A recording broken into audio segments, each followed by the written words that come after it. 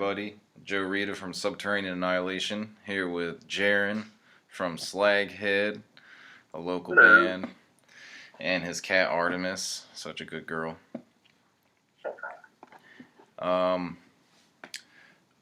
Yeah, here's another virus chat because we're all bored as fuck, and it's our little video podcast thing. As always, brought to you by Wakia Water, which is the best water you can get on the face of the planet. It's from a volcano, so you know it's good. All right. What's up, Jaron? Hey, how you doing, man? I'm good. Trying to keep busy. I mean, I'm essential, so I still have to go to work, but we got canceled today, so they're making me stay in my house. This is a normal thing for me. I'm working through it too. Yeah. So you been playing any music? No, one of my bandmates is expecting, and he's being real careful, with the wife. Yeah. Sure she doesn't, get sick, which is damn respectable. Yeah. So I've just been holed up at home, doing some writing. We've got I'm behind on writing. Should have had an album out by now. It's alright, dude. We all should. Yeah. But,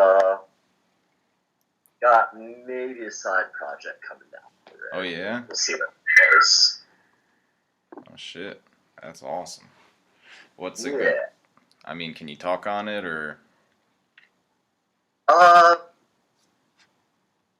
jamming with someone on some, punky black and roll.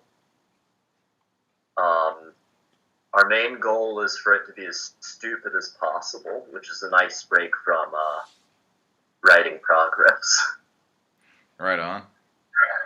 When you So say... I'm really excited about that. We'll see where it goes. I don't want to put too much on that as it stands, but That's cool, though.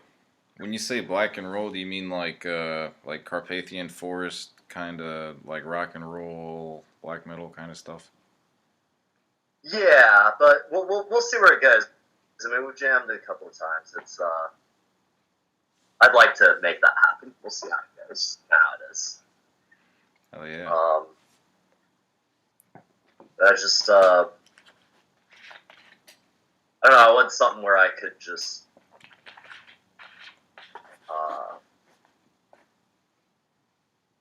yeah. Can we edit all of this down? No, it's alright, man. It's free flow. We're just talking. Yeah. I wanted something that was something I could just rock out to and have fun with. I not to say that Slaghead isn't fun, but it's a huge amount of work to get ready for recording shows, writing. I wanted something that I didn't have to practice a few hours a day. Yeah, I understand. And something to play some more local shows. Slaghead's looking at really scaling back as far as being a live band for the next while, and I love playing shows, so I really want something where I can go watch my buddies get drunk and play some rock and roll. Hell yeah, man. That's what it's all about. I can't wait till we have shows again. Miss it. Yeah, no, it's as soon as the weather got warm, my body feels like I should be going to 3 shows a week, and just there's nothing. It's driving me insane. I know. It's nuts. Trying to keep busy with stuff. Yeah. We'll get back to it. Oh yeah, for sure. I can't wait. Me too, man. I went up to practice yesterday with just John and I, and cause like the whole executive order thing is scaring everybody, like you can't be outside or whatever, and it's like nothing's gonna stop me from playing music. I will die or get arrested, but you're not gonna stop me from playing music. So it was just. I hear you.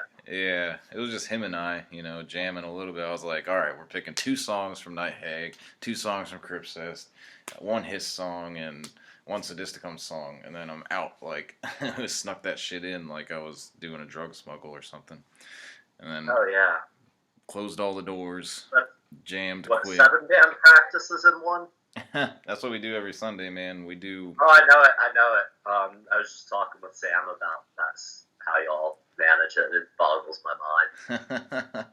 Well, I mean, the thing is, like, it's cool with you and Slaghead. Like, you could focus most of your energy or all of your energy into just that, and I'm a little envious of that. But at the same time, like, there's too many subgenres I want to explore as a musician, just because,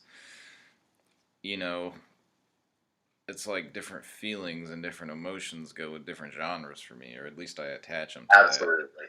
that. Yeah, so like it would be cool if I could focus everything on Night Hag. You know what I'm saying? Because like then we could just like go nuts with it. But at the same time, it's like I still want to play grind drums, and I still want to do sketchy black metal stuff. So like I can't not do it. I probably about 7 years back really committed to guitar as my primary instrument, and I kind of moved away from the idea of wanting to play multiple instruments across multiple bands. Mm-hmm. And I'm real lucky that I have a group of guys where I'll have a riff that's different, and I don't expect them to go for it. And I just show it to them at practice because it's like, hey, I'm thinking about starting a post-hardcore punk band because I want to play that kind of stuff. And I've written a few riffs. And they're like, dude, that's great. Let's use that. And suddenly it's the central riff of the title track on our first album. Uh-huh. The one major repeating riff of that track was one I wrote thinking about starting a post-hardcore side project. Oh, the boys shit. loved it. And I'll bring out, we have a song we just finished writing that has just this really dark, depressive black metal chord progression. I didn't think they were going to go for it. Andrew's finally blast beating now, so oh shit. I got real lucky to have a group of guys who really go for almost whatever I bring to them. There are exceptions, but they're usually right when that comes up. So I think that's the big reason I've just stuck with the one project. I really have guys who let me do everything I want to do. That's awesome. Dude, I can't wait to hear that. That's also what Mike Akerfeld says about the new Opeth albums, so it could be a bad thing too. Yeah. I'm sorry. I love you, Michael. He's not going to watch this. Oh, no, I know it. He's not going to watch me.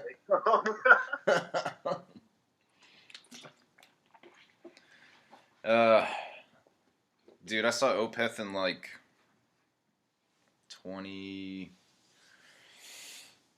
Shit, I don't even know. Maybe... No, it was like 2008 or something. They came to the Norva. And it was right after their drummer had quit because he had too much anxiety or something. Yeah. And they had all the shirts made up with his face on it. And it was the first tour with the new drummer. And, man, that was an amazing live show, dude. Like, the amount of talent is just insane in that band. Oh, yeah, they're incredible musicians. I would definitely still want to see them today if they were doing, like, a whatever anniversary of whatever Blackwater Park and Before album where they're playing that in its entirety, and then I can be before they play the new stuff. Yeah. Which isn't bad. Like, it's good. It's good prog rock. I just it was a really abrupt transition. That was the thing for me. They didn't ease me into it over time like bands like Leprous comes to mind as a band that really eased its fan base into more clean vocals and less metal influences over time. And they brought me along the ride one album at a time. And I'm still on board. And they've changed every bit as much as Opeth. But Opeth, really, it was a rapid change. And people talk about it as though it's the clean vocals. And I love Michael's clean voice. He's got a great voice. It's not that. It really is the drummer. I'm completely convinced that that's the change. You had also, especially the Latin influence brought to the band, this drumming, the Latin drumming influence was such a huge part of what made Opeth Opeth for me. And I think that gets ignored as like the thing that actually changed. Right. In a big way. I didn't even think about it like that, to be honest with you. But I mean, like, this is coming from a dude that's not really. I wouldn't even consider myself a fan. You know what I'm saying? Like, I saw him because my buddy wanted to see him, and I ended up having a good time. Yeah. And I haven't really followed them throughout the years or anything. Like, you know me, I'm more of like a nitty gritty kind of heavy raw kind of shit. You know. But yeah, absolutely. And you know, I love that too. Well, yeah. But, I know, and you know I love, you know, some prog stuff. I'm not very, but that's the thing, I'm not very knowledgeable about it. So, like, I didn't really even think about, like, oh, the drummer changed. Well, I was thinking of, like, to me, that it was like the guitar tone changed, and it was only clean vocals, you know, and it was like... Yeah, part of that's just getting older, though. I've heard live recordings of them doing songs with the harsh vocals these days, and I wouldn't want to be doing that in the studio if that's where my instrument was for that either. But during the years that he still had the physical needs met for doing those vocals, I think he was one of the best. I love Akerfeld's harsh vocals on those classic albums. I think they're some of the best I've ever heard. For sure. You can hear every word and it's still filthy. And I think that's the sweet spot for most genres. Mm-hmm. But especially prog. I mean, I think hearing the individual words is a part of the package there. Right on. And he hit this beautiful middle ground, I think. But my favorite albums from them are still the older ones. Oh, yeah. Trending towards the harsh vocals. I mean, Still Life is my absolute favorite. Oh, yeah. I'm going to have to go re-listen to that, because I don't even know if I've heard that. I think I've only heard, like, Blackwater Park I've heard, Watershed, the Ghost Reveries, I think, was, like, the big one for me back in the day. Mm-hmm. But, I mean, like, and again, I'm not a fan. Well, Blackwater Park is really where they broke with an American audience. So I think for a lot of American fans, like, it's that few albums there that they're really aware of and haven't gone back to the earlier stuff. Mm-hmm. But anytime I get into something, I'm interested in the history of it.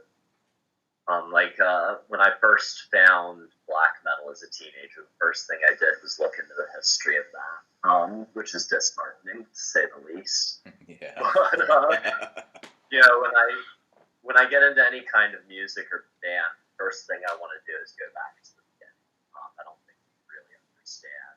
Oh, yeah. Finding the genesis. Without understanding its history. Oh, for sure. I'm the same way. And I think it's like there's the whole poser, elite warrior conversation that'll never die in the metal world. But I think that's like really at the heart of what's disappointing to me about posers, big quotes there. But it's like you're cheating yourself by not learning the history and learning the context. You're cheating yourself out of such a deeper appreciation of the music. And that's not just metal, that's anything. No, I completely understand. And I agree. Because it's like, I don't know. Like I've mentioned before, is like, I'm one of those metal archive, like, crazy people that's like, I gotta find out who was in the band, I gotta find out what other bands they were in, I gotta find out when they were in the band, you know, this kind of thing. And I don't know, like posers or whatever. Like you could just tell who they are because you know, I, in my opinion, it's like if you admit that you used to listen to Limp Bizkit, then you're not a poser because you had to start somewhere. Yeah. and if you're like, no, I never listened to Limp Bizkit. I came out of the pussy jamming "Hacked Up for Barbecue" by Mortician, and it's like, shut up. No, you didn't. You listened to "Freak on a Leash," and then you liked "Dig" by Mudvayne, and now you make fun of it, and now you like Mortician because everybody does now for some reason, which is weird because I've been listening to them for so long and nobody knew who they were, and now it's like you gotta listen to Mortician to be cool, and it's like, what the fuck? I don't know. It was weird. No, it happens all the time for any deep listener. Now, Mortician's not one for me, as you know. Oh, I know. A bad example for you. But. Yeah. But yeah, it's really remarkable how they. I blame the meme pages, honestly. Yeah. But they just Sam Fox. Fuck that guy. No, yeah, I think that they probably owe him money at this point. Dude, they should. Because they probably make so much more money touring dude, on the East I'm pretty sure. come the fuck on. Dude, yeah, I'm pretty sure Sam Fox is the reason they played MDF twice. Yeah, man. Because they're not my cup of. I can't get past the drum machine. Right. It just kills it for me. It kills a ton of stuff that I'd otherwise love, and I can't gauge whether Mortician's one of those. But like Kaladin Brood, it's like a posty folk metal band about my favorite fantasy novel series, Malazan Book of the Fallen. And I want to love it because it's so good, but it's just MIDI drums the whole time. I can't fucking take it. Yeah. That's just a hang up for me. No, I get that. I totally get it. There's only a few bands that I can get past, and I can't even think of another one. I have no issue with it in Dungeon Synth because there it's just part of the overall sound. Like everything is that way to some extent. It's very contextually appropriate. Right. But like, I don't know. There's something about drum machine blast beats that just feels offensively lazy to me. And this isn't about any one band. It's just, even if you want to sample or replace everything, blast beats sound weird when they're perfect. They just don't sound right. Yeah. You need that human element to sell it to me. Right. Completely agree. Because it didn't sound right when I recorded the first Suffocating Empathy demo. Because I was like, the timing sounds off, but I know that it's not. You know what I'm saying? Like, yeah. I see that it's perfectly lined up. 2 on. But, huh? It's 2 on. Yeah. And by the way, I fucking adore the Suffocating Empathy stuff. Thank you. I appreciate that. Yeah, everybody watching this, definitely go fucking listen to that. Aw, shucks. Thank you. No, that's just something I wanted to do. I've always wanted to be in a cold black metal band, but I always wanted it to be exactly what I wanted. I never wanted it, like I don't want to compromise on that because it's what I feel, you know what I'm saying? Like with the other bands, it's what I feel too, and I write a lot of what we do, but I'm willing to have like a hive mind on the riffs and the feeling of it, but for cold black metal and just like that's how I feel on the inside, so it's me, so I don't want anybody else to have anything to do with it.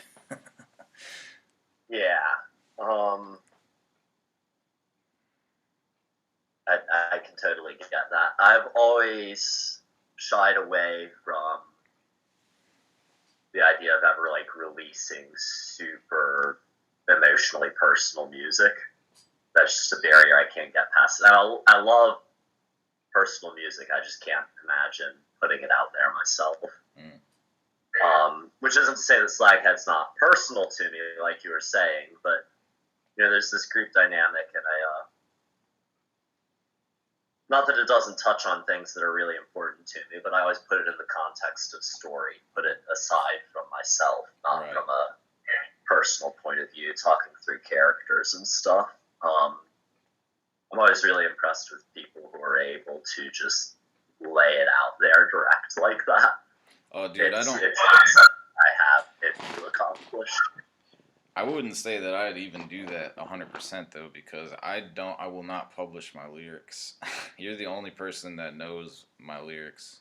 Like, you're the only person I ever sent my lyrics to, and you probably will be the only person that has ever seen my lyric. Like, if you can decipher my lyrics, good on you. But I make sure that I put a shit ton of reverb and a shit ton of delay on those motherfuckers because I don't want anybody hearing them. Like, I don't know. I'm really embarrassed by putting myself out there that much. I don't know. It's that one Pearl Jam song where you just can't understand what he's saying. Yellow Ledbetter.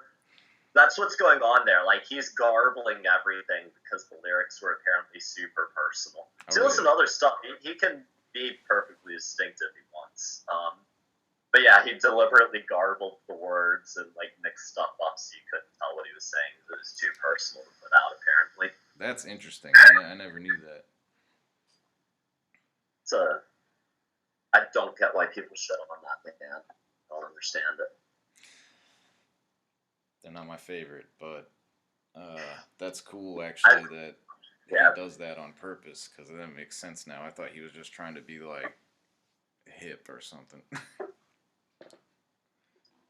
I mean, I'm sure there were elements of that too. Yeah.